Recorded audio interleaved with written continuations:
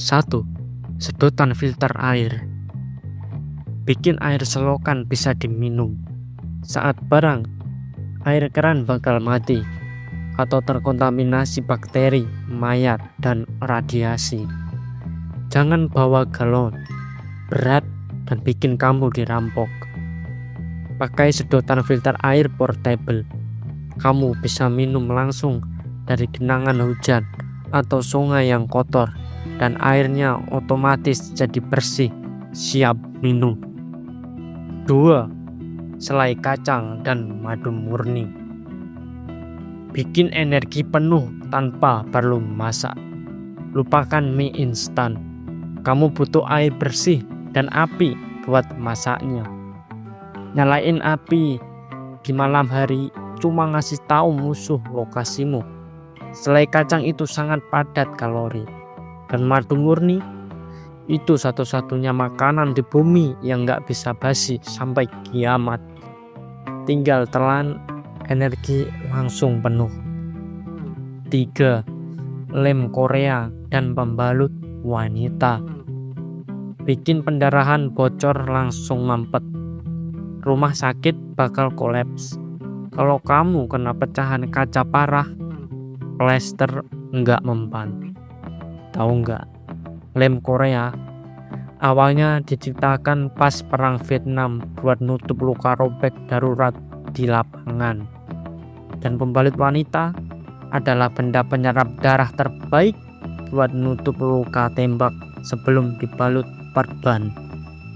4. Antibiotik dan garam dapur. Bikin kamu jadi sultan dadakan. Di dunia pasca perang, uang kertas di dompetmu bakal jadi rongsokan. Sistem barter adalah raja. Antibiotik harganya bakal lebih mahal dari emas karena bisa nyelamatin nyawa.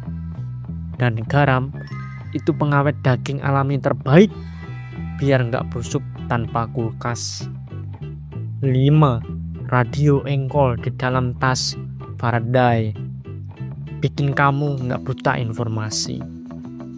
Bom nuklir melepaskan EMP, gelombang elektromagnetik, yang bikin semua HP dan internet mati total selamanya.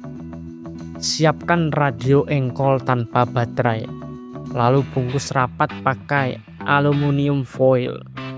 Ini mencegah komponen radio gosong kena EMP. Ini alat komunikasi satu-satunya buat dengar arahan pemerintah. 6. Senter cahaya merah. Bikin kamu bisa melihat tanpa ketahuan musuh. Malam hari bakal gelap gulita karena mati lampu massal. Jangan pernah pakai senter putih biasa. Cahayanya kelihatan dari jarak 3 km. Pakai senter cahaya merah militer. Kamu tetap bisa jalan dan baca peta, tapi nggak narik perhatian penembak jitu atau penjara di luar sana. 7. Linggis kecil. Bikin semua pintu terkunci bisa dijebol. Pisau lipat itu wajib, tapi linggis kecil jauh lebih berguna buat survival di perkotaan. Kamu bisa pakai ini buat mencongkel pintu rumah atau minimarket yang ditinggalkan buat cari sisa makanan. Buka kaleng sampai jadi alat pertahanan diri jarak dekat yang mematikan dan gak gampang patah. 8. Lakban hitam dan plastik tebal. Bikin bunker dadakan anti radiasi.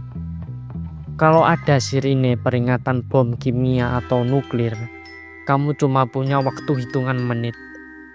Gunakan lakban hitam dan lembaran plastik untuk menutup rapat semua ventilasi, celah pintu, dan jendela. Ini mencegah gas beracun atau debu radioaktif masuk ke dalam ruanganmu. 9. Fotokopi dokumen di kantong Ziploc.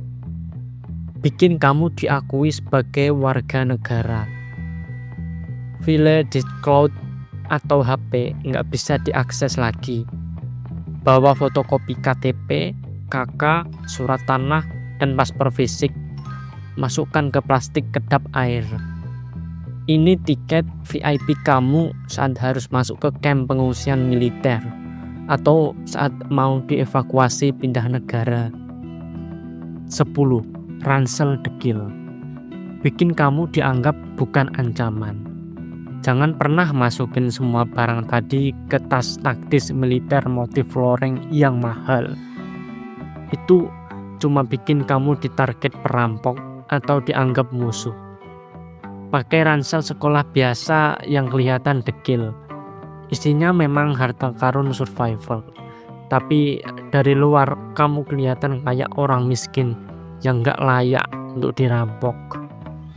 Nah, barang udah siap, tapi kalau bomnya beneran jatuh, kita harus lari kemana? Basement atau lari ke gunung? Kita akan bongkar rute evakuasi paling aman di part 2. Coba absen di komen. Kota kamu kira-kira aman gak kalau ada perang? Subscribe biar gak ketinggalan bro.